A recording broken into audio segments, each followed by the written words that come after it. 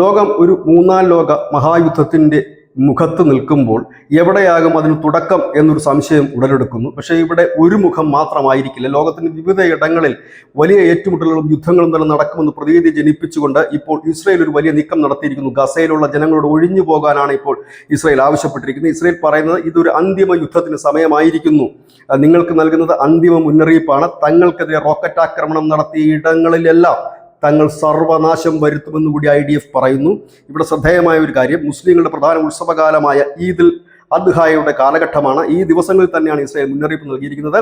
എത്രയും പെട്ടെന്ന് അവിടെ നിന്ന് ഒഴിഞ്ഞു പോവുക, ഒഴിപ്പിക്കാനുള്ള നീക്കങ്ങളും ഇസ്രായേൽ ആരംഭിച്ചു കഴിഞ്ഞിരിക്കുന്നു. അതായത് വലിയൊരു കരയുദ്ധത്തിനാണ് ഇസ്രായേൽ ഒരുങ്ങുന്നത്. ഹമാസിന്റെ എല്ലാ ഒളിത്താവളങ്ങളും തകർക്കുക, പൂർണ്ണമായി തന്നെ ഗസയിലെ ഭീകരവാദം അവസാനിപ്പിക്കുക എന്നുള്ളതാണ് IDF പറയുന്നത്. അതുകൊണ്ട് തന്നെ അവർ ഇതിനെ വിളിക്കുന്നത് അന്തിമ യുദ്ധം എന്ന് തന്നെയാണ്.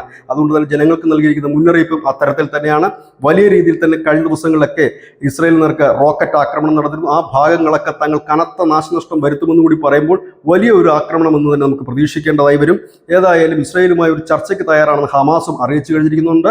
അന്തർദേശീയ തലത്തിൽ യുദ്ധം അവസാനിപ്പിക്കാനുള്ള നീക്കം നടക്കുന്നതിനിടയിലാണ് ഇസ്രായേൽ വലിയൊരു യുദ്ധപ്രഖ്യാപനം നടത്തി ആളുകളെ ഒഴിപ്പിച്ചു തുടങ്ങുന്നത്. News desk Malayalam.